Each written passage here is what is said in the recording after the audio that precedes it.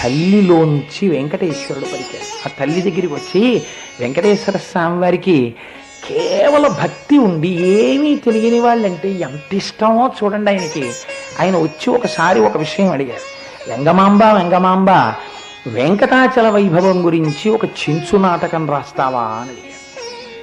చెంచు నాటకం అంటే ఏమిటండి? చెంచులంటే అరణ్యాల్లో ఉంటారు, వాళ్ళకి ఏమీ తెలియదు, గూడాలు కింద ఉంటుంటారు. అలా గూడాల్లో ఉండేటటువంటి వాళ్ళు ఆ చెంచులు పాడుకునేటటువంటి పాట వెంకటాచల వైభవం గురించి ఉండాలి, అలా నువ్వు రాస్తావా అన్నారు. నేను రాయడం ఏమిటి, నువ్వే రాయిస్తావు అడిగావు కాబట్టి అని ఆవిడ రాయడం మొదలుపెట్టారు. మీకు అందులో ఒక ఘట్టాన్ని చెప్పి, అంటే ఇప్పుడు నేను ఆ వెంకటాచల వైభవం అది ఎప్పుడైనా వేరొకసారి ఎప్పుడైనా కేవలం తరిగొండ వెంగమాంబ అని ఒక 7 రోజుల ప్రసంగాలు చేసినప్పుడు మీకు అందులో ఉన్న సాహిత్య విశేషాలు కూడా నేను చెప్పే ప్రయత్నం చేస్తాను. ఇవాళ మీకు ఒక విషయం చెప్తాను. తరిగొండ వెంగమాంబ గారిని చెంచు నాటకం రాయమని వెంకటేశ్వర స్వామి వారు అడిగితే ఆవిడ చెంచు నాటకం రాశారు. అందులో చించిత అంటే ఆ చెంచుల యొక్క ఒక స్త్రీ, ఆ చెంచు కులంలో ఉన్న స్త్రీ, ఆవిడకేం తెలియదు. అటువంటి అమాయకురాలు వెంకటేశ్వర స్వామి వారి దర్శనానికి వెళ్ళింది. వెడితే జయ విజయులు చూశారు ద్వారపాలకులు, ఈవిడ్ని పరీక్షిద్దామనుకున్నారు. వాళ్ళిద్దరూ నిజ రూపాలతో వచ్చారు. ఎక్కడికి వెళ్తున్నాం అన్నారు. వెంకటేశ్వర స్వామి దర్శనానికి వెళ్తున్నారు. వెంకటేశ్వర స్వామి దర్శనానికి వెళ్ళిపోవడం అంటే ఇలా ఏదో ముడేసేసుకుని ఓ చీర కట్టుకుని కంపు కొట్టుకుంటూ వెళ్ళిపోతే కుదరదు, బహుమానాలు ఇవ్వాలి. ఏమన్నా తెచ్చావా అన్నారు. ఆవిడంది వెనక్కి తిరిగి, ఈ వెంకటేశ్వరుడికి బహుమానం ఇచ్చి చూసేది ఏమిటి, మా వెంకటేశ్వరుడే మా గూడానికి వస్తాడని. మీ గూడానికో వెంకటేశ్వరుడు వస్తాడా అన్నారు జయ విజయుడు. నీకేం తెలుసురా పిచ్చాళ్ళు, ఇక్కడ ద్వారాల దగ్గర కూర్చొని ఇక్కడ ఉన్నవాడే వెంకటేశ్వరుడు అనుకుంటున్నారు, మా గూడానికి వస్తాడు వెంకటేశ్వరుడు. మీ గూడానికి వెంకటేశ్వరుడు వస్తాడా, ఇక్కడ వెంకటేశ్వరుని చూశావా అన్నారు. నేను చూడలేదు అన్నారు. ఎందుకు చూడడం, నేను చూడను, మా దగ్గరికి వచ్చి మాతో మాట్లాడతాడు, మేము పెట్టినటువంటివన్నీ తింటాడు, ఆయన్నే చూసుకుంటాం. అబద్ధం, నువ్వు చూడలేదు వెంకటేశ్వరుని, మీ మోహం మీకేం తెలుసు, మీకు తెలియదు, మీరు చూడలేదేమో, నేను చూశానన్నాడు వెంకటేశ్వరుడు. ఎలా ఉంటాడు చెప్పు అన్నారు. అంటే చెంచుల భాషలో ఆవిడ కొన్ని పద్యాలు రాశారు. నేను అన్నీ కాకపోయినా ఇవాళ మంగళవారం కాబట్టి అది వింటే మనందరికీ గొప్ప ఫలితం కలుగుతుందని ఆ భాష గమ్మత్తుగా ఉంటుంది, మామూలు పద్యాల్లా ఉండదు. ఆవిడంది, వినరన్ననే జూచు వెంకటేశ్వరుడు మిసమిసమని చాలా మెర్రసేటిదేమో గట్టిగా తల మీద గదించి. అంటే ఆవిడికి కిరీటం పెట్టుకున్నాడని చెప్పడం రాదు, మిసమిసమని మెరిసిపోయేటటువంటిది అది ఏమిటో తల మీద ఇలా పెట్టుకున్నాడండి. మిసమిసమని చాలా మెరిసేటిదేమో గట్టిగా తల మీద గదయించి దాని చుట్టూ పూలదండలు చుట్టుకున్నాడు. పొద్దున్న ఆయన కోమాల సేవ చేసేటప్పుడు టక టక టక టక ఎంత అందంగా చేసేశారు. అది అలా పూలదండలు చుట్టుకున్నాడు. తరిగొండ వెంగమాంబ గారిది వీడు చదువుతాడేమో, అలా అందరికీ దర్శనం ఇద్దామని తెరదీసి కూర్చున్నాడు ఆయన ఇవాళ. అందుకని దాని చుట్టూ పూలదండలు చుట్టుకున్నాడు. లలిమించు మొసలి పిల్లల వంటివేమో తళుకుగా చెవులకు తగిలించినాడు. మొసలి పిల్లలంటే ఏమిటో తెలుసా అండి? మొసలి అంటే సంస్కృతంలో మకరము అని, మొసలి పిల్లలు అంటే చిన్ని చిన్ని మొసలి పిల్లలు లాంటివి, అంటే మకర కుండలములు. ఆవిడ మకర కుండలములు పెట్టుకున్నాడు అని ఒక చెంచు స్త్రీ ఎలా అంటుంది? చించిత అనదు. కాబట్టి ఆవిడ భాషలో చెప్తున్నారు, అవేమిటో మొసలి పిల్లల్లా ఉన్నాయి చెవులకు పెట్టుకున్నాడండి. అందుకని లలిమించు మొసలి పిల్లల వంటివేమో తళుకుగా చెవులకు తగిలించినాడు. పచ్చ పచ్చటిదేమో బహుశానమేనా అచ్చుగా అందందు అతికించినాడు. ఇదో గమ్మత్తు. ఆయన పట్టు పీతాంబరం కట్టుకుంటాడు. మేఘశ్యామం పీత కౌశేయవాసం శ్రీవత్సాంకం కౌస్తుభోద్భాసితాంగం పుణ్యోపేతం పుండరీకాయతాక్షం విష్ణుం వందే సర్వలోకైకనాథం. ఆయన పట్టుబట్ట కట్టుకుంటే కనపడదు, ఎందుకని అన్ని పురహారాలే. ఆ నందక ఖడ్గం, శంఖం, చక్రం, శాలగ్రామాల మాడలు, ఆ పెద్ద పెద్ద పుష్పహారాలు, పెద్ద పెద్ద అలంకారాలు, అక్కడక్కడ ఏదో అంటించినట్టుగా కనపడుతోందట పసుపచ్చ పట్టుబట్ట. అందుకని ఆవిడంది పట్టుబట్ట కట్టుకున్నాడని లేదు, అదేమిటో ఒళ్ళంతా అక్కడక్కడ పచ్చగా అంటించుకున్నాడండి. ఎంత గమ్మత్తుగా ఉందో చూడండి. పూలదండల మధ్యలోంచి చూసినప్పుడు కొంచెం పచ్చపచ్చగా కనపడింది. తరిగొండ వెంగమాంబ గారి చెంచుగానాన్ని మీరు అటు చూస్తూ ఉండొచ్చు, కింద ఒక్క చోటే కనపడుతుంది పచ్చగా. అందుకే ఆవిడ అంటించుకున్నాడు అని, మిగిలినవన్నీ పూలే హారాలే.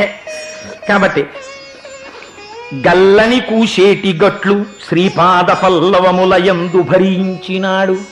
ఎంత అమాయకపు మాట చూడండి.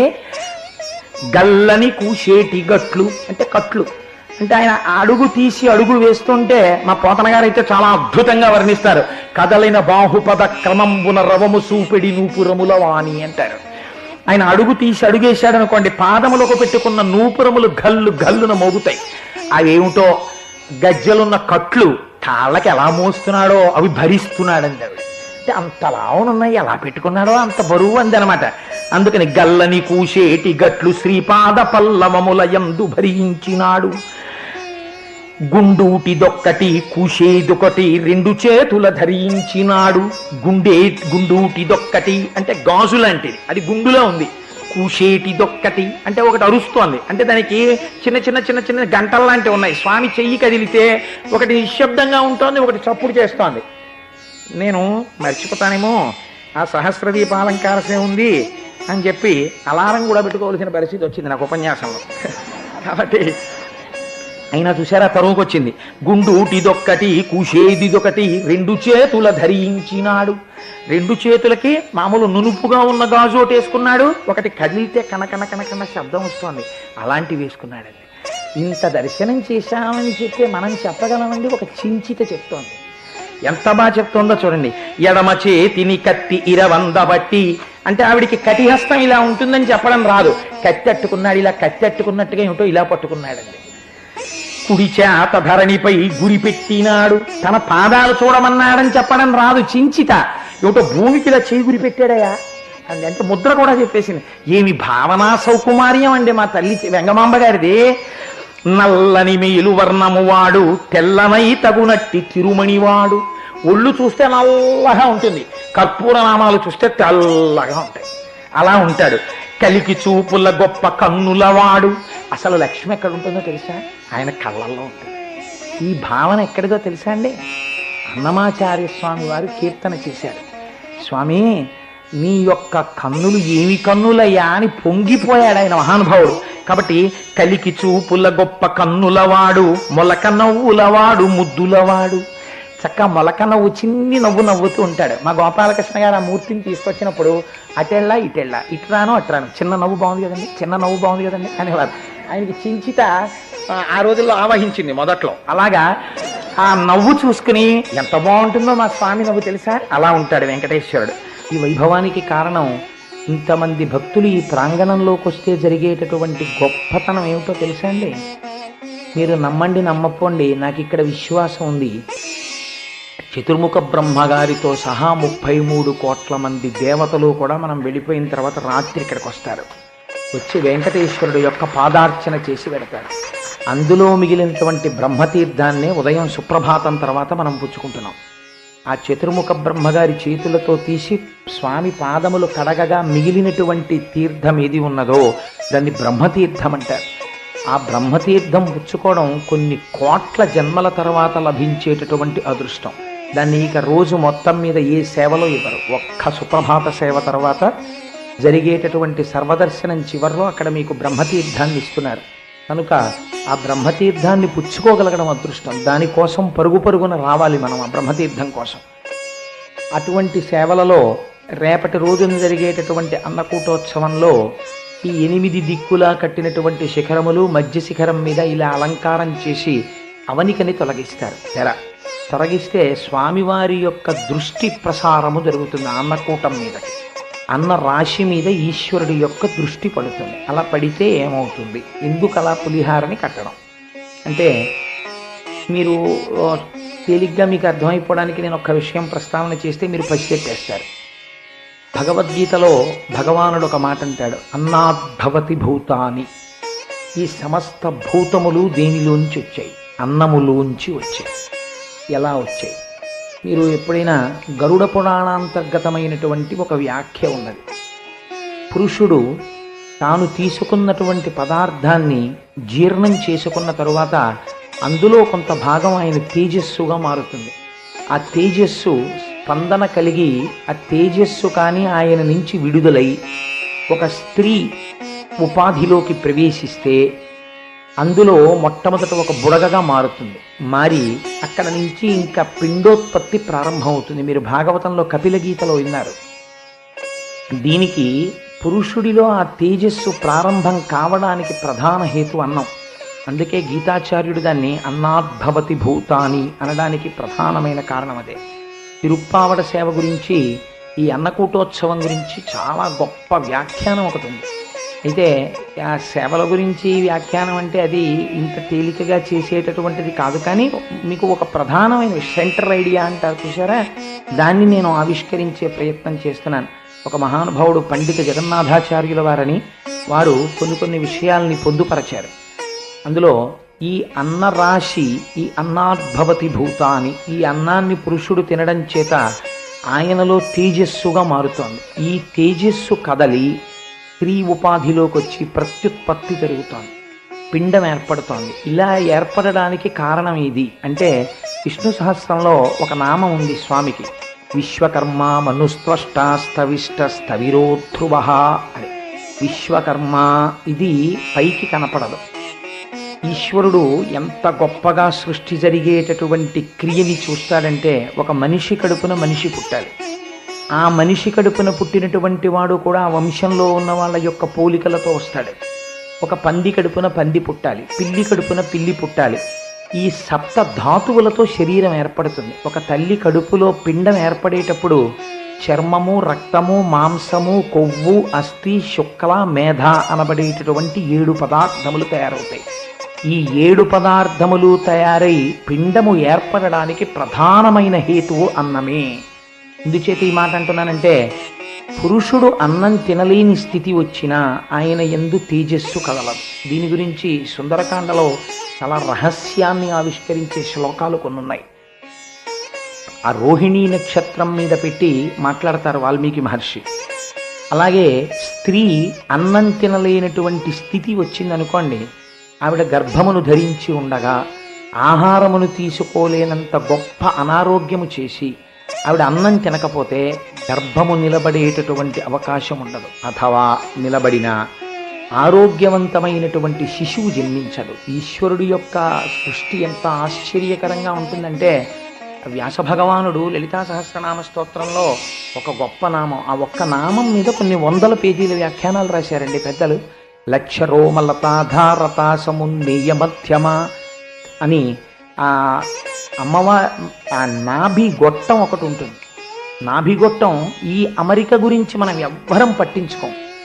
తల్లి కడుపులో పడుకున్నటువంటి పిల్లవాడికి నాభి నుంచి పెరిగినటువంటి గొట్టం ద్వారా అమ్మ తిన్న అన్నంలోంచే పోషణ శక్తి అందుతుంది.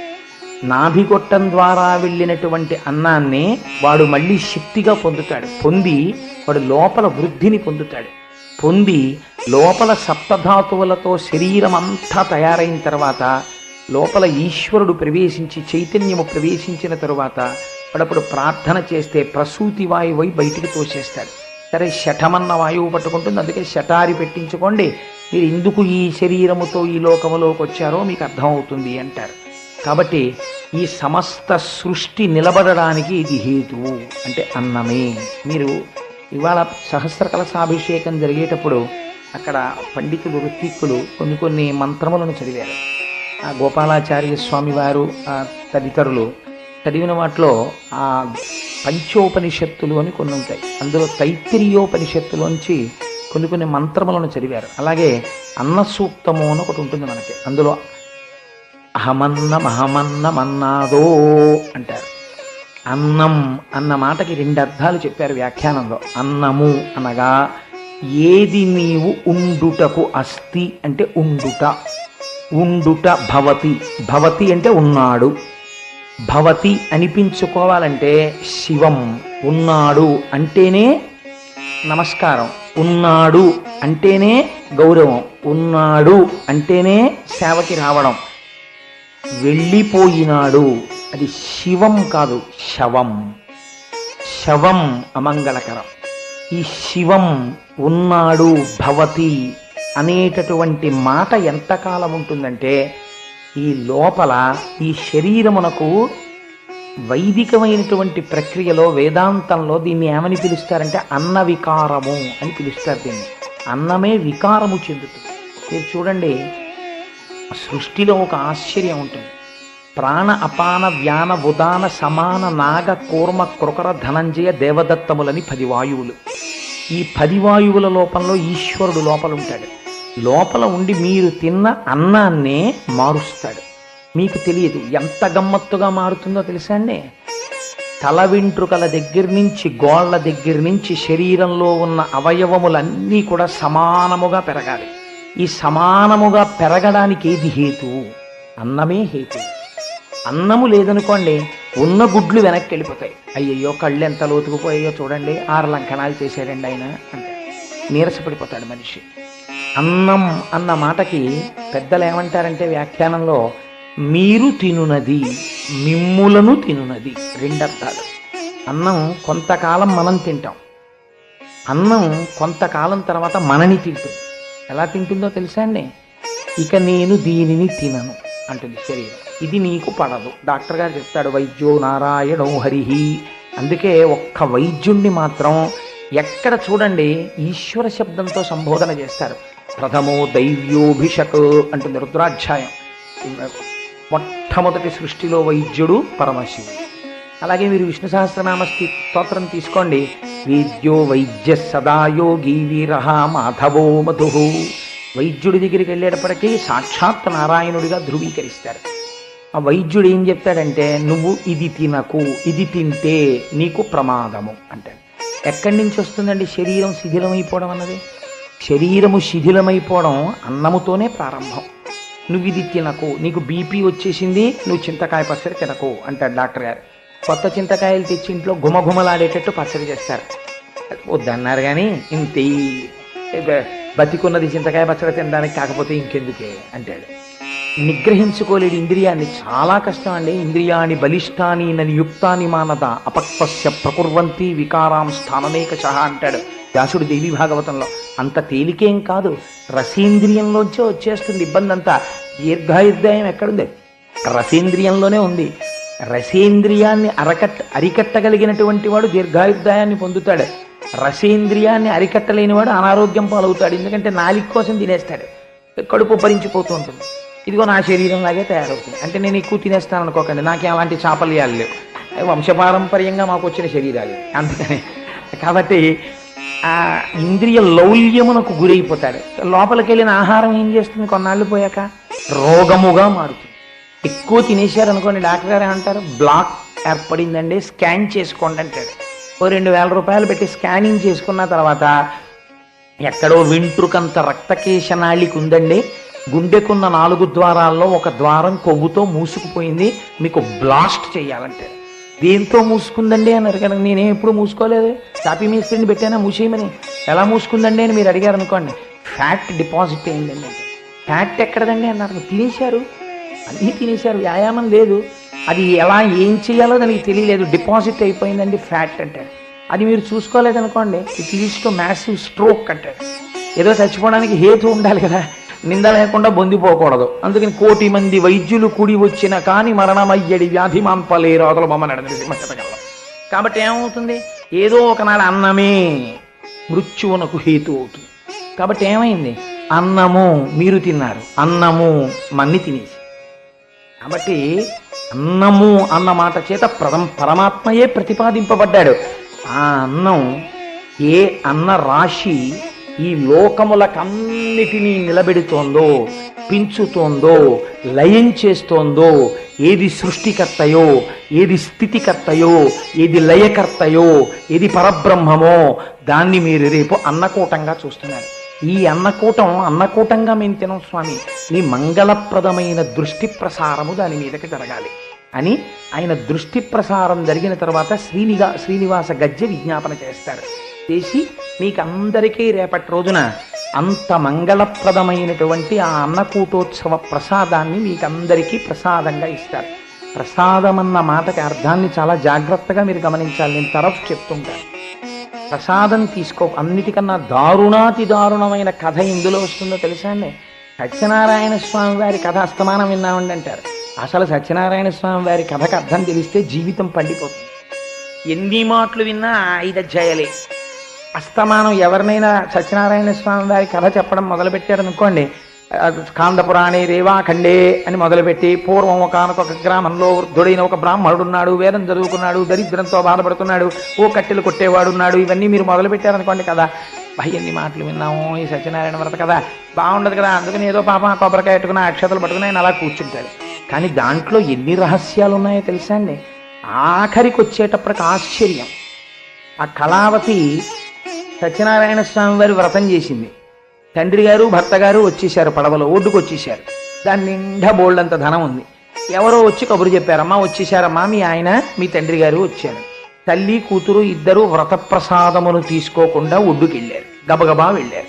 వెంటనే పడవ మునిగిపోయింది. పడవ మునిగిపోగానే ఆవిడ కూడా సహగమనం చేస్తానని నదిలోకి ప్రవేశిస్తోంది. అశరీరవాణి పలికింది. ఇదొక విచిత్రంగా ఉంటుంటుంది. అశరీరవాణి అప్పుడప్పుడు మాట్లాడుతుంటుంది పురాణాల్లో. అది మాట్లాడిందంటే చాలా ఆశ్చర్యం ఉంటుంది. అందులో ఏదో తెలుసుకోవలసిన విషయం. అశరీరవాణి అంటే వేదం, అపౌరుషేయం.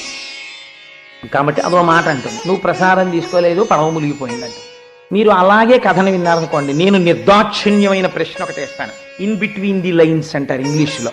ఉన్న మాటని ఉన్నట్టు అర్థం చేసుకుంటే తెగేసి కుండ బద్దలు కొట్టినట్టు అడుగుతాను నేను. మాట చెప్పండి, ప్రసాదం తీసుకోకుండా ఒడ్డుకొస్తే పడవల్ని ముంచేసిన వాడు శాడిస్టా భగవానుడా? మీరు సత్యనారాయణ స్వామి వారు కదండి అని మర్యాదకి అలా అనకండి కోటేశ్వరారు, బాగుండదు. ఎందుకండి మనం వెంకటాచల వైభవం చేసుకుంటూ ఇలాంటి కబుర్లు ఇలాంటి మాటలు మిమ్మల్ని ఏదో అది చెప్పమంటే మీకు ఎందుకండి సత్యనారాయణ కథలు ఎప్పుడైనా వ్రతం చేసినప్పుడు చెప్తారు కానీ అనకండి. మీరు గుండె మీద చెయ్యేసుకు చెప్పండి, ఇంత కష్టపడి వ్రతం చేసి ఆ ఒడ్డుకొస్తే మొగుడు వచ్చాడని పరిగెత్తుకుంటున్న పడవ ముంచేస్తాడండి సత్యనారాయణ స్వామి. అప్పుడు ఆయన దయాళువా శాడిస్టా చెప్పండి నాకు. నేను అంటున్నాను శాడిస్టే. ఆయన పడవలు ముంచేయడం ఏంటండి, తప్పు కదా. పోనీ చెప్పించాలి, లేకపోతే ఎవరితో ప్రసాదం ఇప్పించాలి. పడవ ముంచేయడం, మొగుడు కనపడకుండా చేసేయడం ఏమిటండి ఆ కథలు? అయితే ఇప్పుడు నేను అంటున్నాను సత్యనారాయణుడు చాలా దయాళువు అంటున్నాను. ఈ కత్తికి 2 వైపులా పదును అనుకోకండి, జాగ్రత్తగా వినండి. అంటే ఇందులో జీవితమునకు సంబంధించిన ఒక గొప్ప రహస్యాన్ని దాచారు. మీరు ఆ క్రతువు చేయగలరా? అన్నకూటోత్సవాన్ని మీరు చేసుకోగలరా? ఇంట్లో మీరు చేసుకోలేరు. అన్నకూటోత్సవం ఆచార్యముఖేనా, ఇది ఒక పెద్ద ఎగ్జంప్షన్ వైదికం. ఇప్పుడు ఎలా ఉంటుందంటే, నేను మొన్ననే ఎక్కడో నామవాణిపాలెం అని ఒక చోట ఉపన్యాసం చెప్పాను. అక్కడ ఇదే ఉపమానం చెప్పాను. ఒక నిరక్షరాస్యుడు ఉంటాడు ఒక పల్లెటూరులో. ఏదో బంజరు భూమిలో 2 ఎకరాలు ఇప్పించండి బాబాయ్, వ్యవసాయం చేసుకుంటానని కలెక్టర్ గారితో ఎవరికో కలెక్టర్ గారికి అపీల్ రాయించుకుంటాడు చదువు వచ్చిన ఆయనతోటి. ఆ చదువు వచ్చిన ఆయన రాస్తాడు. ఏమని రాస్తాడు? ఫ్రమ్ అన్న దగ్గర తన పేరు రాసుకోడు, పొలం లేనివాడి పేరు రాస్తాడు. రాసి ఆయనకి బాగా రాయడం వచ్చు. అందుకని కలెక్టర్ గారి దివ్య సముఖమునకు, అయ్యా నేను ఇటువంటి నిరుపేదని, నాకు తెల్ల కార్డు ఏదో కార్డు ఉంది, నాకేమో ఏదో నెలకి 50 రూపాయలు 60 రూపాయలు వస్తోంది, ఇంత కష్టపడుతున్నాను, రాళ్ళు కొట్టుకుంటున్నాను, క్షామం వచ్చేసింది, ఎక్కడా తినడానికి అన్నం లేదు, 8 బిడ్డలు, చాలా బాధపడుతున్నాను. ఈ ఊళ్ళోనే ఫలానా సర్వే నెంబర్లో గవర్నమెంట్ వారి పోరంబోకు స్థలం ఉంది, ఓ 2 ఎకరాలు నాకు ఇప్పిస్తే నేను వ్యవసాయం చేసుకుంటాను, ఇట్లు భవదీయుడు అని నిషాని ఏదో పుల్లంపల్లి వెంకట్రావు అని రాస్తాడు. రాసిన వాడెవడు? ఇంకొక ఆయన రాశాడు చదువు వచ్చిన ఆయన. పేరెవరిది? పుల్లంపల్లి వెంకట్రావుది. ఆయనకేం తెలుసు? ఆయనకేం రాయడం రాదు, నిషాని వేశాడు బొటనవేలు ముద్ర. కలెక్టర్ గారికి వెళ్ళింది. కలెక్టర్ గారు చదివారు, అయ్యయ్యో పాపం ఎంత పేదరికంలో ఉన్నాడో, అన్ని ఎంక్లోజర్స్ పెట్టాడు, కాబట్టి పొలం ఇవ్వండి అంటారు. ఇప్పుడు ఇంత బాగా అప్లికేషన్ రాసిన వాళ్ళకి ఇస్తారా పొలం? ఇంత బాగా అప్లికేషన్ ఎవరి కోసం రాయబడిందో వాళ్ళకి ఇస్తారా పొలం? పుల్లంపల్లి వెంకట్రావు గారికే ఇస్తారు 2 ఎకరాల పొలం. అంతేగాని అప్లికేషన్ రాసిన ఆయన ఎవరో కనుక్కోండి ఆయనకి ఇవ్వండి ఈ 2 ఎకరాల పొలం అందరు కలెక్టర్ గారు. అంటే ఏమీ చేతకాక నిషానీ వేసిన వాడు అన్నీ వచ్చిన వాడి కాళ్ళు పట్టుకుని ప్రయోజనాన్ని పొందేసినట్టే, ఏమీ రాని మనం అన్నీ వచ్చినటువంటి ఆచార్యుల కాళ్ళు పట్టుకుని తిరుప్పావడా చేయించుకుని ప్రసాదం పుచ్చుకుని ధన్యులమైపోతాం. అదే వైదిక ప్రక్రియలో ఉన్న రహస్యం. ఎంత అందంగా కిందకి తీసుకొస్తారో చూడండి మన కోసమని. ఇప్పుడు మనం ఏం చేస్తాం? మళ్ళీ సత్యనారాయణ స్వామి కథలోకి వెళ్ళండి. రేపు ప్రసాదం పుచ్చుకుంటాం. అస్తమానం గోపాలకృష్ణ గారు ఆర్జిత సేవ గృహస్థాసు లోపల పుచ్చుకోండి ప్రసాదం, మీరు ఇలా పుచ్చుకోండి ప్రసాదం, అలా అంటే మళ్ళీ తేడా ఉందనుకుంటున్నారేమో. ఏం లేదు, ఉట్టునే లోపల ఏదో ఇస్తాం ఇలా ఇస్తాం అంటుంటారు. కాబట్టి ఎందుకు ఇన్ని మాటలు ప్రసాదం ప్రసాదం ప్రసాదం అని ప్రసాదం పెట్టడం? మీకు ప్రసాదం అంటే ఏమిటో తెలుసా అండి? ఇక్కడికి వచ్చిన తర్వాత అలా స్వామివారి పూజ జరుగుతుంటే మీరు చూడండి, వీడియో చూస్తున్నప్పుడు మీకు బాగా దొరుకుతాయి ఇలాంటి. కొంతమంది అలా కళ్ళు పడిపోతూ ఉంటారు. కళ్ళు పడిపోతూ ఉంటే మీరు వెళ్ళి ఇలా అన్నారనుకోండి, ఒక చక్కటి ఉపాయం ఒకటి ఉంటుంది. అయ్యా నిద్రపోకండి అని అనుకోండి, అబ్బాయి ధ్యానం చేసుకుంటున్నానండి అంటారు. పూజ జరుగుతుంటే అంటే నిద్రపోతున్నానన్నమాట కప్పిపుచ్చడానికి నేను ధ్యానం అదృష్టం ఏంటంటే ధ్యానానికి నిద్రకి ఓలాగాడు, కానీ మనకి తెలిసిపోతుంటుంది అనుకోండి ఆయన తూలు. అందుకని నేను ధ్యానం చేసుకుంటున్నానంటాడు. అపచారమా కాదా? పూజ జరుగుతుంటే నిద్రపోవడం ఏంటండి? మీ గోత్రనామాలు చెప్పాక మిమ్మల్ని నిద్రపోమ్మనే, ఇంకా కుర్చీలు ఎందుకు ఇవి ఎందుకు, చాపలేసేస్తే కూడా వదిలిపోయే. అందుకు కాదు, మనం ఆవలించి నిద్రపోయి మళ్ళీ ఎప్పుడో అక్కడ గోవిందా అన్నప్పుడు కళ్ళు తెరిచి ఇలా ఒకటి మెకానికల్గా అలవాటు అయిపోతుంది. కాబట్టి గబగబా ఇలా అనేసి ఒక్కొక్కసారి ఎంత చిత్రంగా ఉంటుందంటే సభలో ఎంతమంది నిద్రపోతున్నారు అన్నది తెలుసుకోవాలనుకోండి, ఇదేంటి అక్కడ హారతి ఇవ్వకుండా ఉట్టినే గోవిందా అన్నారనుకోండి, తెలివేసి ఉన్న వాళ్ళు ఊరుకుంటారు, మీకు నిద్రపోయిన వాళ్ళు ఇలా అంటారు. హారతి ఇచ్చారనుకోండి అంటే నిద్రలో ఉన్నారనమాట. నేను ఒకసారి ఒక ట్రిక్కిష్ కండక్టర్ని చూశాను. సామర్లకోట నుంచి వస్తున్నప్పుడు అతను చాలా మంచి శరీర దారుఢ్యంతో ఉన్నాడు, చాలా బలిష్టమైన వ్యక్తి, విశేషంగా మద్యపానం చేసి ఉన్నాడు, చాలా క్రౌర్యంతో ఉన్నాడు, సీట్లో పడుకొని నిద్రపోతున్నాడు. భానుగుడి జంక్షన్లో దిగవలసిన నేను, నిద్రపోతున్న వారు, కండక్టర్ గారు, డ్రైవరు, నలుగురుమే ఉన్నాను, 4 వేదాల్లాగా ఉంటే కండక్టర్ ఆఖరికి ఆయన దగ్గరికి వచ్చి లేపి ఎక్కడ దిగాలని అడిగాడు. భానుగుడి దగ్గరికి వచ్చేస్తుండగా వాళ్ళు లేచి కళ్ళు విప్పన్నాడు, బాలాజీ సెంటర్లో దిగాలి అన్నాడు. అలాగే పడుకో అన్నాడు కండక్టర్. నేను అనుకున్నాను ఇదేంటి భానుగుడి వచ్చేస్తుంటే బాలాజీ సెంటర్ రావాలంటే పడుకో అంటాడు ఏంటి అనుకున్నాను. అతనేం తొనకలేదు బెనకలేదు, నా దగ్గరికి వచ్చి అన్నాడు, మాస్టారు మీరు భానుగుడి దగ్గర దిగండి, నేను బస్సు దిగి బాలాజీ సెంటర్ అంటాను. వాడు తాగున్నాడు కదా దిగిపోతాడు అన్నాడు. అదే వాడు పడుకోవడానికి నేను లేపడం ఏంటంటే, నాకు తెలిసా ప్రతి సెంటర్లో ఎవడు దిగుతాడో అన్నాడు. అని నేను ఇది జరుగుతుందా అని చూస్తున్నాను. నేను దిగిపోతుంటే కండక్టర్ కిందకి దిగి బాలాజీ చెరువు అన్నాడు. వీడు గబగబా దిగిపోయాడు, బస్సు వెళ్ళిపోయింది. వాడు కళ్ళు నిలువుకుని అటు ఇటు చూసేలా అది కాంప్లెక్స్కి వెళ్ళిపోయాడు. కాబట్టి ఒక తెలివైనటువంటి మార్గంలో తప్పుకునేటటువంటి విధానం. ఇప్పుడు ప్రసాదం అన్న మాటకు అర్థం ఏమిటో తెలుసా అండి? అది అనుగ్రహము. మీరు ఎన్నో అపచారాలు చేశారు, ఉపచారములన్న పేరుతో వ్రతముల్ చేయుచునొక్కమారైన ఎవ్వారిని విచారించినన్ వ్రతభంగంబులు మానునట్టి వరదున్ వామాక్షులిక్షించియన్ గత చేలా ప్లవలంబు నేడు వ్రతభంగం బంచు చింతించి పాల తటంజస్త కరబ్జలై సరసలీలన్ మృక్కిరట్లందరున్ అంటారు. అందుకే 10 మాటలు గోవిందా అనిపించి ఇలా నమస్కారం చేయిస్తారు. అలా అన్నంత మాత్రం చేత దోషం పోతుంది. అప్పుడు ఏమవుతుంది? ఆఖరణ మీకు ప్రసాదం ఇస్తారు. ప్రసాదం అంటే ఏమిటో తెలుసా అండి? ఈశ్వరానుగ్రహము. ఇప్పుడు మీకు ఈశ్వరానుగ్రహమే ప్రసాద రూపంలో చేతికొచ్చింది. నాకు ఈశ్వరానుగ్రహం అక్కర్లేదు అని మీరు అన్నారనుకోండి, తత్ఫలితాన్ని మీరు అనుభవిస్తారు. ఈశ్వరానుగ్రహం అక్కర్లేని వాడు ప్రమాదానికి పోతాడు, ఈశ్వరానుగ్రహం కావాలనుకున్న వాడికి ప్రమాదం ఉండకుండా పోతుంది. కాబట్టి ఏం చేయాలి? వెడుతూ అందుకే ప్రసాదం తీసుకునేటప్పుడు చెప్పులు విప్పి కళ్ళకద్దుకుని ఇది నన్ను రక్షించగలిగినది అని మీరు పుచ్చుకుంటారు. ఏమండి ఇంత పులిహార తినేస్తే మమ్మల్ని ఎలా రక్షించేస్తుందండి అని మీకు అనుమానం రావచ్చు. మీరు పరమభక్తితో తీసుకున్నటువంటి ఈ ప్రసాదంలో ఉన్నటువంటి 6వ వంతు మనస్సుగా ఏర్పడుతుంది. ఈ మనస్సు మిమ్మల్ని దుఃఖము పాలు చేస్తున్నటువంటి కష్టానికి విరుగుడైనటువంటి ఆలోచనని ప్రచోదనం చేస్తుంది. ఇప్పుడు మీకు ఈ ఆలోచన రాగానే పెడతారు, ఇన్నాళ్ళు రాలేదండి ఆలోచన, ఇప్పుడు వచ్చింది ఆలోచన, అమ్మయ్యా నేను ఫలితాన్ని పొందానండి. ఎంత ఎక్కువగా పాపం ప్రతిబంధకంగా అడ్డొచ్చి కోరిన కోరిక తీరకపోతే అంత ఎక్కువ పూజ చేసి ప్రసాదం తీసుకుంటున్నారు. అంత అనుగ్రహాన్ని మీరు మూట కట్టుకుంటున్నారు. అందున ఇలాంటి విశేష క్రతువులు చేసిన చోట వచ్చేటటువంటి ప్రసాదం సామాన్యం కాదు. రేపటి రోజున అన్నకూటోత్సవంలో దొరికేటటువంటి ప్రసాదం లాంటి ప్రసాదం ఎక్కడ దొరుకుతుంది? ఇప్పుడు చెప్పండి, సత్యనారాయణ స్వామి వారి శాడిస్ట్ అయితే చంపేయాలి వాళ్ళిద్దరిని. చంపలేదు, అశరీరవాణిగా చెప్పాడంటే వేదంగా చెప్పాడు, ప్రసాదాన్ని విడిచిపెట్టకండి, ప్రసాదం పుచ్చుకోండి. వాళ్ళిద్దరూ పుచ్చుకున్నారు. వెంటనే వాళ్ళ భర్తల్ని వాళ్ళకి ఇచ్చాడు. ఆయన వాళ్ళిద్దరినీ అడ్డుపెట్టి లోకానికంతటికీ కూడా ఒక పాఠం చెప్పాడా? వాళ్ళకి అపకారం చేశాడా? ఇప్పుడు సత్యనారాయణ స్వామి గారి శాడిస్ట్ ఎందుకు అవుతాడు? అవడు. మరి మీరు ఎందుకన్నారు అలాగా? అంటే అలా అంటే తప్ప బాగా బోధపడదు. మనకి అరుంధతి న్యాయం అని ఒకటి ఉంటుంది. అరుంధతి నక్షత్రం అదే అని మీరు అన్నారనుకోండి, ఇలా చూసి ఏమిటో అలా అంటాడంటే, అందుకని ఏం చేస్తారంటే ముందు చూసారా 7 నక్షత్రాలు ఉన్నాయా? ఉన్నాయి. 7 నక్షత్రాల్లో 6 వదిలేయండి, పెద్దదుందా? ఉంది. పెద్ద నక్షత్రం పక్కన చిన్నదుందా? ఉంది. ఆ మెరుస్తున్నదే అరుంధతి. అంటే అరుంధతిని చూపించడానికి మిగిలినవన్నీ చూపిస్తూ పెడతారు.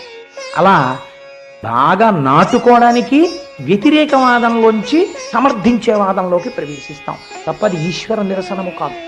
కాబట్టి రేపటి రోజున మనందరం చక్కగా అన్నకూటోత్సవ ప్రసాదాన్ని స్వీకరిస్తాం. ఇక రేపటి రోజు జరిగేటటువంటి విశేషోత్సవం గురించి నేను 4 మాటలు విజ్ఞాపన చేశాను. ఒక ఉత్సవం గురించి మాట్లాడవలసి వస్తే ఎన్ని రోజులైనా మాట్లాడవచ్చు, కానీ అది కాదు ప్రయోజనం. నేను కేవలం దాని యొక్క మౌలికమైనటువంటి సిద్ధాంతావిష్కరణము చేసి వెంకటాచల వైభవమును గురించి కొన్ని మాటలు ప్రస్తావన చేయడం. చూడండి, వెంకటేశ్వర స్వామి వారి అవతారం రావడానికి, మిగిలినటువంటి అవతారములు రావడానికి మీకు ఒక ప్రధానమైనటువంటి భేదం కనపడుతుంది పురాణంలో. మీకు ఉదాహరణకి నేను దశావతారాల్లో మీకు కొన్ని అవతారముల యొక్క ఆవిర్భావముల గురించి మాట్లాడతాను. రామావతారం ఉంది. రామావతారం ఆవిర్భవించేటప్పుడు ఒక గమ్మత్తు జరిగింది. దశరథ మహారాజు గారు ఒక ఇష్టి చేశారు. ఇష్టింతేహం కరిష్యామి పుత్రీయాం పుత్రకారణాత్ అధర్వ శిరసి ప్రోక్తై మంత్రై సిద్ధాం విధానత అన్నాడు ఆయన. నాకు బిడ్డలు కావాలయ్యా, నేను ఒక ఇష్టి చేస్తున్నాను అన్నాడు. ఆ ఇష్టికి దేవతల్ని పిలిచినప్పుడు వాళ్ళు ఎదురుగుండా వచ్చి కూర్చుని తీసుకోవడం కోసమని మనం పెళ్లి భోజనానికి పిలిస్తే అందరూ వచ్చినట్టుగా దేవతలందరూ వచ్చి కూర్చున్నారు. అలా దేవతలందరూ కూర్చుని ఉండగా చతుర్ముఖ బ్రహ్మగారు వచ్చారు. బ్రహ్మాస్త్రం, చతుర్ముఖ బ్రహ్మ వీళ్ళు ఎప్పుడూ సర్వదా గౌరవనీయులు, ఇంటి పెద్ద సృష్టికర్త అయిన. అందుకని బ్రహ్మగారు రాగానే సభలో అందరూ లేచి నిలబడ్డారు. నిలబడి వారు కూర్చుని ప్రసన్నంగా అందరి వంక చూశాడు. అప్పుడు వీళ్ళందరూ ఎలాగో పెద్ద ఆయన వచ్చాడు కదా, ఓసారి కష్టం చెప్పుకుందామని నైనం సూర్య ప్రతిపతి వార్ష్వే వాలిన మారుత చెరువోల్మిమాలీతం దృష్ట్వా సముద్రోపి నకంపతే. అయా, నువ్వు రావణాసురుడికి వరాలు ఇచ్చేశావు, ఇవాళ సముద్రం కూడా గంభీరంగా కెరటాలతో ఉండడానికి వీల్లేదు. పంచభూతములను శాసిస్తున్నాడు రావణాసురుడు. ఎలా జరుగుతుంది రావణ వధ అని అడిగారు. అడిగితే నరవానరుల్ని వాడు అడగలేదురా అన్నాడు బ్రహ్మగారు. ఈ మాట చెప్పగానే సభలో ఎవరైనా లేచి, అయితే నేను నరుణ్ణేనండి, నేను వెళ్ళిపోతాను రావణాసురుడి మీదకి అంటాడేమో. అలా వెళ్ళిపోతే రావణుణ్ణి చంపడం సాధ్యం కాదు. కేవలం నరుడు చంపలేడు. నరుడిగా ఉన్న నరోత్తముడై ఉండాలి, గొప్ప మహానుభావుడై ఉండాలి, ధార్మిక జీవనం ఉన్నవాడై ఉండాలి, పెద్దల ఆశీర్వచనములు పొందినవాడై ఉండాలి. పిల్లలు తొందరపడి వెళ్ళిపోతారేమో అని ఎవరూ పిలవకపోయినా ఏతస్మిన్నంతరే విష్ణు రూపయాతో మహాద్యుతి శంఖచక్ర గదాపాణి పీతవాస జగత్పతి. ఆయన ఇంతమంది మధ్యలో ప్రతిజ్ఞ చేశాడు, నేను దశవర్ష సహత్వాక్రూరం దురాత్మానం దేవర్షీణాం భయావహం దశవర్ష సహస్రాణి దశవర్ష శతాని చ పితరం రోచయామాశ తథా దశరథం నృపం అన్నాడు. నేను దశరథుణ్ణి తండ్రిగా వరిస్తున్నాను అన్నాడు. చాఖోమాసే చైత్రే నామమికే తిథౌ నక్షత్రే దితిదైవచ్చే సోచ్య సంస్థేషు పంచషు గ్రహేషు కర్కటే లగ్నే వక్పతాం బిందునా సహ ప్రోద్యమానే జగన్నాథం సర్వలోక నమస్కృతం. 12 నెలలు కౌసల్యాగర్భవాసం చేసి ఒక నరుడిగా బయటికి వచ్చారు రామచంద్రమూర్తి. కాబట్టి ఆ అవతారం రావడం వెనకాల ఎవరిదో ఒక ప్రార్థన అన్నది ఉన్నది. ఒక కృష్ణావతారం ఉందనుకోండి, దేవతలందరూ ప్రార్థన చేశారు, కంసుడి దురాగతాలు మేము పడలేకపోతున్నాం, లోకంలో రాక్షసులు ఎక్కువైపోయారు, మహానుభావ మీరు వచ్చి రక్షించాలి, నేను ఆవిర్భవిస్తున్నాను అన్నాడు. అని అసలు కృష్ణావతారంలో ఉన్న గొప్పతనం ఏమిటంటే, అసలు కృష్ణుడిగా రాముడిగా జన్మించినప్పుడు విష్ణువుగా కనపడలేదు, కృష్ణుడిగా జన్మించినప్పుడు మాత్రం బాలుడిగా కనపడలేదు, శ్రీమన్నారాయణుడుగానే ఆవిర్భవించాడు ఆయన. జలధరదేహు నాజాను చతుర్బాహు సరసీరుహక్షు విశాలవక్షు జారు గదా శంఖచక్ర పద్మ విలాసు కంఠ కౌస్తుభమడి కాంతిభాను కమనీయ కటిసూత్ర కంకణ కేయూర శ్రీవత్సలంచనంచిత విహారు మరుకుండల ప్రభాయుత కుంతలలాటు వైఢూర్య మణిగణ వరకిరీటు బాలు పూర్ణేందురుచి జాలు భక్త లోకపాలు సుగుణాల వాలు కృపావిశాలు చూచి తిలకించి పులకించి చోద్యమంది ఉబ్బి చెలరేగి వసుదేవుడు ఉత్సహించే అంటారు పోతన గారు. అలా బాలుడి రూపంలో చతుర్భుజములతో శంఖచక్ర గదాపద్మములతో వనమాలతో పటుపీతాంబరంతో ఆవిర్భవించాడు. అక్కడ కూడా దేవతల ప్రార్థన ఉంది. ఒక వామనమూర్తి అవతారం తీసుకున్నారనుకోండి, అదితి ప్రార్థన ఉన్నది. స్వామి, నా కుమారుడైనటువంటి ఇంద్రుడి రాజ్యం పోయింది, అది ఇప్పించడానికి నువ్వు నా కడుపున పుట్టాలని వ్రతం చేసింది. ఎదురుగుండా వచ్చి స్వామి నిలబడ్డారు. చూపుల శ్రీపతి రూపము నాపోవక త్రావి త్రావి హర్షోద్ధతయ్యి వపుచ్చి మందమధురాలాపంబుల పొగడన దితి లక్ష్మీనాథున్. ఆ లక్ష్మీనాథుణ్ణి పొగిడి నా కొడుక్కి రాజ్యం ఇప్పించమని అడిగింది. అడిగితే అప్పుడు ఆయన వరం ఇచ్చారు. ఎంత గొప్ప పూజ చేశావు అదితి, నీ కొడుక్కి కేవలం రాజ్యం ఇప్పించడం కాదు, నీ పూజ చూశాక నాకో కోరిక పుట్టింది. నీ కోడండ్రును నీ కుమారవరులు నీనాథుడు నీవును సంశ్లోకింపన్ సతులున్ పతుల్ సంమోదింప రాత్రించరులు శోకింపన్ భవదీయ గర్భమున తేజోమూర్తి జన్మించదన్ నాకున్ వేడుక పుట్టు నీ సుతుడనై నర్తించి వర్తింపగాన్ అదితి నీ కొడుకునై ఆడుకోవాలన్న కోరికగా ఉంది, నీ కడుపున పుడతానమ్మా. కాబట్టి అదితి ప్రార్థన ఉన్నది, కాబట్టి ఆవిర్భవించారు. ఈ అవతారములలో మీకు ఎవరిదో ఒక ప్రార్థన కడపడుతుంది. వెంకటేశ్వరుడి ఆవిర్భావంలో ఒక రహస్యం. కలియుగం ప్రవేశించింది, ఎవ్వరూ ప్రార్థించారు. శ్రీమన్నారాయణ నువ్వు వచ్చి రక్షించని అడిగిన వారు లేరు. కలియుగం ప్రవేశిస్తే భయం ఎందుకండి అంటే, నేను తరచు చెప్తూ ఉంటాను సభల్లో, కలిపురుషుడు కేవలముగా కామలౌల్యము చేత రసేంద్రియ లౌల్యము చేత లోకాన్ని పాడు చేస్తాను అని చతుర్ముఖ బ్రహ్మగారి సభలో ప్రకటించుకున్నాడు. కాబట్టి కలి పాపము చేయించేటటువంటి స్వభావం ఉన్నవాడు. కలిపురుషుడు ఎంత జాగ్రత్తగా వెతుకుతాడో మీరు చూద్దరు కానీ వెంకటాచల వైభవంలో ఏదో ఒక రోజు చూపిస్తాను. కఠినమైన చట్టానికి సూక్ష్మమైన రంధ్రాలు వెతకగలిగినటువంటి న్యాయవాదిలా, ఎంత ఉపాసనా బలం ఉన్నటువంటి వాడిలోనూ కూడా ఇంత చిన్న రంధ్రం పట్టుకొని పతితుణ్ణి చేయడానికి ప్రయత్నిస్తాడు కలిపురుషుడు. అటువంటి కలిపురుషుడి బారి నుంచి తప్పుకుని పాపం చేయకుండా ఉండడం ఎంత కష్టం. వేదము ప్రమాణము కాదన్న వాదనలు విపరీతంగా పెరిగిపోతుంటాయి. అలాంటి రోజులలో వేదము ప్రమాణమని నమ్మి నిలబడగలగడం ఎంత కష్టం. మరి ఈ కష్టాన్ని ఎవడు తట్టుకుంటాడు? ఈ ప్రశ్న ఎవరు అడిగారో తెలుసా అండి? కలియుగం వచ్చిన తర్వాత నారదుడు ఒకసారి ఎక్స్కర్షన్కి వచ్చాడు. నాన్నగారు కలియుగం వచ్చిందంటే ఒకసారి కొత్త యుగం ఎలా ఉంటుందో నేను చూసి వస్తానండి అన్నాడు బ్రహ్మగారి దగ్గరికి. చూసిరా వెళ్ళి అన్నాడు. వచ్చాడు నారదుడు. చూసి అయ్యో అయ్యో అయ్యో అయ్యో అయ్యో నోరు కొట్టేసుకుని వెళ్ళిపోయాడు.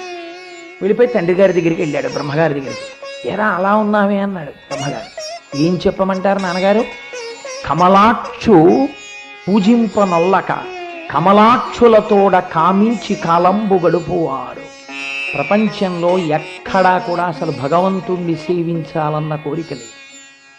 ఎన్నాళ్ళు చేసినా దిక్కుమాలిన సంసారం, నాకన్నా నా బుజ్జి నా పొన్న అంటూ పెళ్ళాలని ముద్దులు అడుకునే వాళ్లే కనపడతారు. కమలాక్షులతోడ కామించి కాలంబు గడుపువారు. రాజీవలోచను సేవింపనొల్లక రాజే సర్వంబని భ్రమయువారు. భగవంతుడి మీద మేఘశ్యామం పీత కౌశేయవాసం శ్రీవత్సాంకం కౌస్తుభోద్భాసితాంగం పుణ్యోపేతం పుండరీకాయతాక్షం విష్ణుం వందే సర్వలోకైకనాథం అన్న శ్లోకం చెప్పడం వాడికి రాదు. కానీ ఆఫీసర్ గారి దగ్గరికి వెళ్ళి కూర్చున్నాడు అనుకోండి, కనుల ముందు నీవుంటే కవిత పొంగి పారదా అని ఎంత కవిత్వం వస్తుందో వాడికి. అయా మీరు ఇంద్రుడు, మీరు చంద్రుడు, మీరు ఉపేంద్రుడు అని ఎంత స్తోత్రం చేస్తాడో. ఎందుకని? ఆఫీసర్ గారిని పట్టుకుంటే చాలు. ఆ ఆఫీసర్ గారికి ట్రాన్స్ఫర్ అయిందనుకోండి, మళ్ళీ 3 రోజు కనపడ్డు. కృతజ్ఞత. అందుకే చెప్తాడు కిష్కింధకాండలో లక్ష్మణుడు, బ్రహ్మగ్నేచ సురాపేచ చోరే భగ్నవ్రతే తథా నిష్కృతి విధి విహితా సిద్ధి కృతజ్ఞనో నాస్తి నిష్కృతి. కృతజ్ఞుడికి ఇహ నిష్కృతి లేదు. కాబట్టి ఎంతసేపు కూడా అధికారులను స్తోత్రం చేసేవాళ్ళు ఉంటారు తప్ప, అధికారులను అలా స్తోత్రం చేయడం ఒకనాడు వాళ్ళకి ప్రమాదం తీసుకొస్తుందని స్తోత్రం చెయ్యకుండా నిగ్రహించుకుని మంచి మాట చెప్పేవాడు కలియుగంలో ఉండడు. ఆ రూపంలో వచ్చి కలిపురుషుడు పాడు చేసేస్తాడు భగవంతుడు. కాబట్టి స్తోత్రపాఠం చేసే వాళ్ళని కొంచెం దూరంగా ఉంచాలి. ఓహో కలిపురుష లక్షణం. కనుక రాజసర్వంబని భ్రమయువారు, శ్రీనాథు సేవింపనొల్లక శ్రీమంతుల గుటకాంక్షించువారు. చిత్రం ఏమిటో తెలుసా అండి? వాడికి విష్ణు అక్కర్లేదు, వాడికి నారాయణుడు అక్కర్లేదు. వాడికి ఎవరు కావాలంటే లక్ష్మీ పూజ ఒకటే చేస్తాడు. లక్ష్మీదేవి ఒక్కతే కావాలి. నాకు సీతమ్మే కావాలి, నాకు రాముడు అక్కర్లేదని అడిగిన వాడు ఉన్నాడు ప్రపంచంలో. వాడికి 10 తలకాయలు తెగిపోయి. ఒకడు నాకు సీతమ్మ అక్కర్లేదు రాముడే కావాలన్న స్త్రీ ఒకతుంది, దానికి ముక్కు చెవులు తెగిపోయి. నాకు సీతారాములు కలిసి కావాలన్న ఆయన ఒక ఆయన ఉన్నాడు. ఆయన భవిష్యత్ బ్రహ్మయ్యి ఆరాధనీయుడై మహాపురుషుడై పూజనీయుడై స్వామి హనుమయ్యి నిలబడిపోయారు. అందుకని ఆ తల్లి అంటుంది సుందరకాండలో, శక్త్యా లోభయితుమ్నాహమైశ్వర్యేన ధనేనవా. ఓరి పెచ్చాడా, సీతారాములు 2 కాదురా, ఒకరిని విడిచి ఒకరుండరండి. వీడికి లక్ష్మీ అనుగ్రహం కావాలి, నారాయణ అనుగ్రహం వీడికి అక్కర్లేదు. వీడు అసలు ఆ పేరెత్తాడు. వీడికి అన్నీ ఏమొచ్చు అంటే లక్ష్మీ ప్రార్థనలు వచ్చు. మీకు ఆశ్చర్యం చెప్పనండి, ఇంట్లో కొంతమంది లక్ష్మీదేవి ఫోటో గేటు వంక చూసేట్టు పెట్టుకోరు. ఎందుకు పెట్టుకోరో తెలుసా? వెళ్ళిపోతుంది కదండి అంటారు. అంటే వాళ్ళ దృష్టిలో ఏమిటో తెలుసా అండి, గేటు వైపుకు పెట్టకపోతే ఇంకా ఆవిడికి దారి తెలియదు, దారి తెలియక ఆ ఇంట్లోనే తిరుగుతుంది. అంటే వీడి దృష్టిలో ఎంత పాపపాలోచన నేను చేస్తున్నాను అన్నది ఉండదు. ఆ ప్రశ్న మనం అడగచ్చా అలాగా? కోటేశ్వరారు మీతో మాట్లాడాలండి, ఒక్కసారి మీ ఇంటికి రావాలి, ఒక్కసారి. అయ్యా ఏదో వెంకటాచల వైభవం జరుగుతోందండి, రోజుకి 4-5 గంటల కన్నా పడుకోవట్లేదు, ఇప్పుడు ఒత్తిడిలో ఉన్నాను, కుదరదండి, చాలా అర్జెంట్ అండి, ఒక్కసారి 5 నిమిషాలు వెళ్ళిపోతాం, ఒక్కసారి రావచ్చా? సరే నా ప్రారంభ కర్మ రండి అన్నాం అనుకోండి. వచ్చి ఏమిటంటే మీకు అంత అర్జెంట్, దేనికి వచ్చారు చెప్పండి అన్న. లక్ష్మీదేవి ఫోటో వీధిలోకి ఉందండి మా ఇంట్లో, లక్ష్మి వెళ్ళిపోతుంది అంటున్నారు, అదేమైనా ఇబ్బందా అంటే, అదే house what a silly question it is. Lakshmidevi photo వీధిలోకి చూస్తే లక్ష్మీదేవి వెళ్ళిపోయింది అనుకోండి, ఇంకా అసలు ఆ ప్రపంచంలో ఐశ్వర్యం ఉంటుంది. అదే అండి లక్ష్మీదేవి తత్వం. వీధిలోకి ఆవిడ ఫోటో ఇలా పెట్టకూడదు, పెడితే ఆవిడ వెళ్ళిపోతుంది. వీడికి మాత్రం 31వ తారీఖున జీతం ఇవ్వకపోతే కోర్టుకి వెళ్ళిపోతాట, 1వ తారీఖున శుక్రవారం అంటే వీడు పాలవాడికి డబ్బు ఇవ్వడం. అదేంటి మరి, నువ్వు బతికినట్టు వాడు బతకడా? అంటే అసలు ఆ చెప్పే మాటలకి అర్థం ఉండదు. ఎంతసేపు ఎక్కడికి స్టకప్ అయిపోయి ఉంటారంటే, దీపపు కుందులో 2 ఒత్తులైనా 3 ఒత్తులైనా హారతి ఇలా అనాలా, ఇది తప్ప అసలు భక్తి భావన వైపుకి వెళ్ళలేడు పూర్తిగా. ఎంతసేపు కోరిక ఏమిటంటే, విష్ణుమూర్తిని గేటు వైపుకు పెడతాడు, లక్ష్మీదేవిని ఇంటి వైపుకు పెడతాడు. ఈవిడ ఇంట్లోకి రావాలి, ఆయన ఉంటే ఎంత ఊడిపోతే ఎంత మాత్రం. ఎందుకు వచ్చింది? ఎందుకంటే విష్ణుమూర్తి మా ఇంట్లో రాక్షసులు ఉన్నారా, రావణుడు ఉన్నాడా, సంహారం చెయ్యాలా, అలాంటి వాళ్ళ ఇంటికి పోతాడు ఆయన, మాకెందుకండి ఆయన, మాకు లక్ష్మీదేవి ఉంటుంది చాలు. నేను సభాముఖంగా ఇలా అడిగానని మీరు అనుకోకండి. మీరు ఎంతమంది ఇలాంటి వాళ్ళని చూడలేదో మీరు ఒకసారి పరిశీలన చేయండి. తినే చెప్పాడండి నారదుడు, శ్రీనాథు సేవింపనొల్లక శ్రీమంతులగుట కాంక్షించువారు నారాయణుని చేరు దారిను హింపక పాపసంఘంబుల తగులువారు. వేదము యొక్క అచ్చిట్ట చివరి ప్రయోజనమేమి అంటే, శంకర భగవత్పాదులు అంటారు శిష్యులతోటి, వాక్యార్థస్య విచార్యతాం శృతిశిరపక్ష సమాశ్రీయతాం దుస్తర్కాస్తు విరంయతాం అని మహానుభావుడు వేదో నిత్యమధీయతాం అని శిష్యుల్ని కూర్చోబెట్టుకుని సమస్త సారాన్ని చెప్పారు ఆయన. ఏమిటి తెలుసుకోవాలో తెలుసా? ఈ మనుష్య జన్మలోకి వచ్చిన వాడు వేదము చేత ప్రతిపాదింపబడిన పరమాత్మ దర్శనము వైపుకి అడుగులు వేస్తూ వెళ్ళాలి. కానీ అసలు నారాయణుని చేరడం అంటే అది ప్రస్థానం. అసలు ఆ భావనే లేదు. అయ్యో ఇది వెళ్ళిపోతే మళ్ళీ నాకు ఇలాంటి జన్మ వస్తుందా, ఈ బెంగ లేదు. ఎన్ని కోట్ల జన్మలలో మృత్యువుని పొందాడో, ఎన్ని కష్టాలు పడ్డాడో, ఎన్నిసార్లు వదిలాడో శరీరాన్ని. గజేంద్ర మోక్షంలో పోతన గారు అంటారు, అలసట సొలసట నొందక ఒంటికి శ్రమయును లేక ఉద్దండత రాత్రులు సంధ్యలు దివసంబులు కరి మకరతోడ పోరెన్ వేయొక్క 1000 సంవత్సరములు. 1000 అంటే సహస్రం, సహస్రం అంటే అనంతం. ఎన్ని కోట్ల జన్మలో ఎన్ని జన్మలయ్యాయో ఎవడికి తెలుసండి. ఒక జన్మలో కోడిగా ఉండి తిరగేసి కట్టి లూనాకి కట్టేసి తీసుకెళ్లిపోతుంటే తల రాయికి తగిలి పగిలిపోయి చచ్చిపోయాం. ఒక జన్మలో పందెయి పుట్టినప్పుడు కాళ్ళు కట్టేసి తిరగేసి రోకలి పెట్టి కొడితే కడుపు బద్దలై చచ్చిపోయాం. ఒక జన్మలో తొండై పుట్టి చెట్టు మీద ఉంటే కాకి పట్టుకెళ్ళి ఎత్తుకెళ్ళి కాళ్ళ మధ్య కూర్చోపెట్టుకుని తన వాడి ముక్కుతో కొట్టి ప్రేగులు పీకుతుంటే చచ్చిపోయాం. ఒకనాడు ఒక కోడి పుట్టి కిందనే ఉండి ఒక్కొక్క కోడిని పైకి తీసి కోసేస్తుంటే కింద నా బతుకుందని ఈ కోడి అనుకుంటుంటే ఒక్క కోడిని తీసి కోసేస్తున్నప్పుడు కొక్కొక్క అంటూ చచ్చిపోయాం.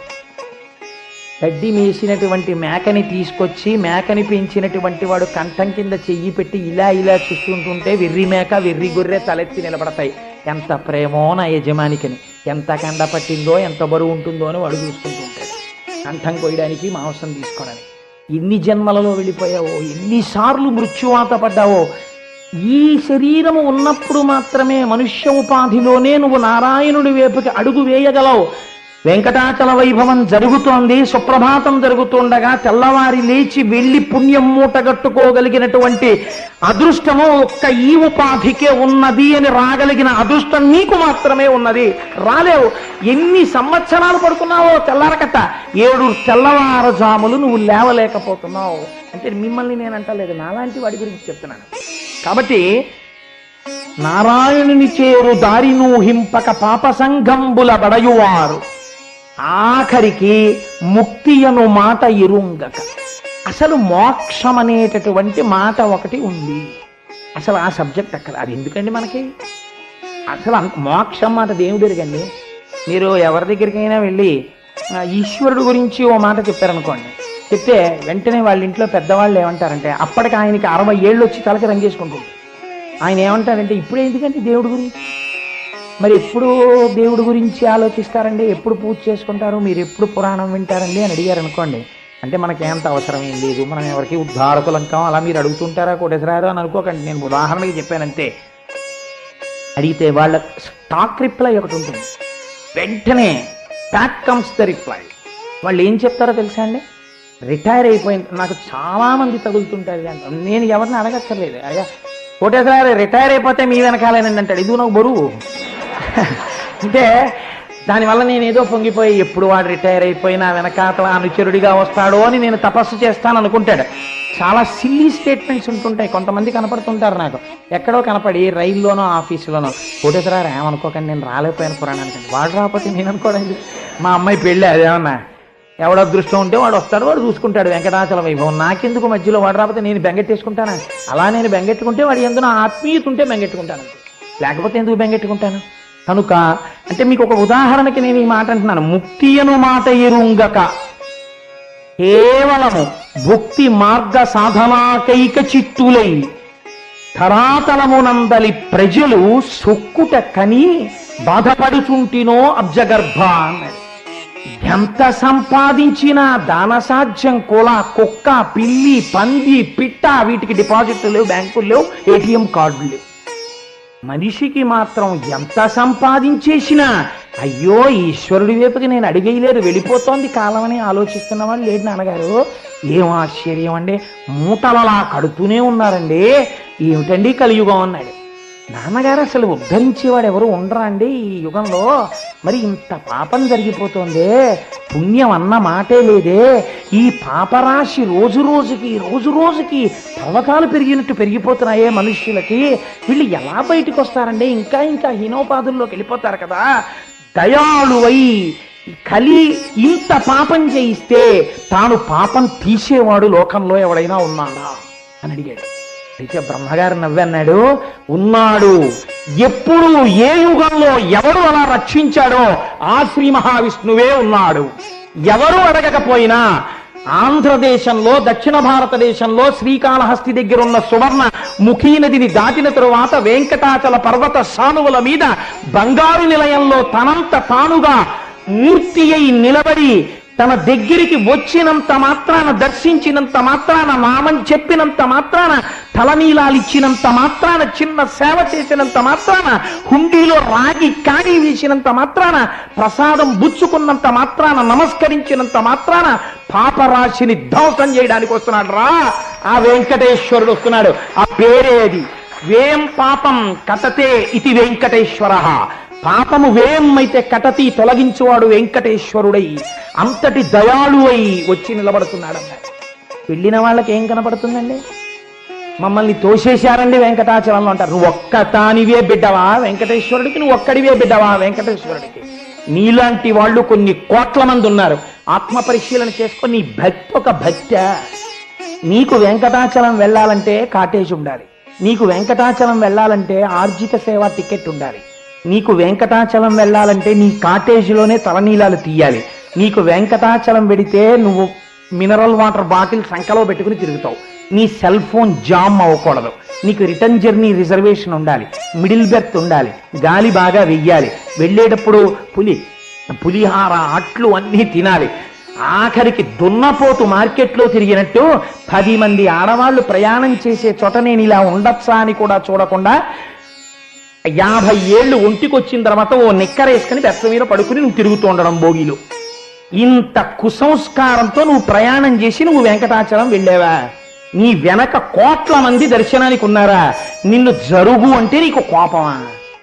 ఏమిటి నీ అభిజాత్యం? దేనికి నువ్వు గొప్ప? నిన్ను తోస్తే బయటికి వచ్చి అన్నాడు ఒక మహానుభావుడు, కోటికి పడగెత్తిన ధనవంతుడు, కూటి కోసం శ్రమపడే నిర్భాగ్యుడు, నీ గుడి ముంగిట సామాన్యుడు. నేను అందుకే సుప్రభాత దర్శనం దగ్గర నుంచి ఒక్క పౌరాణిక ప్రసంగం చెయ్యడానికి వచ్చినప్పుడు తప్ప, అప్పుడు నా స్టేటస్ ఇక్కడ పురాణ ప్రసంగం చేసేవాడిని కాబట్టి ఏ దేవాలయానికి వెళ్ళినా దర్శనం చేయిస్తారు. కనుక ఇక్కడే కాదు, ఎంత పెద్ద ఉత్సవం జరుగుతున్న చోట, ఆఖరికి నేను వెంకటాచలంలో బ్రహ్మోత్సవాల్లో ఉపన్యాసం చెప్పడానికి వెళ్ళినా స్పెషల్గా అటెండెంట్ వచ్చి లోపలికి తీసుకెళ్ళి దర్శనం చేస్తారు. అది మర్యాద. అందుకని ఆ ఒక్కసారి లోపలికి వెళ్ళి దర్శనం చేస్తాను తప్ప సుప్రభాతంలో కానీ ఏకాంత సేవలో కానీ నేను ఎప్పుడు కోటేశ్వరారు ఇలా నేను అలా దూరిపోతే నన్నేమనరు, కానీ నేను అలా దూరను. మీ అందరితో పాటే నేను ఆ లైన్లో వెళ్ళి దర్శనం చేస్తాను.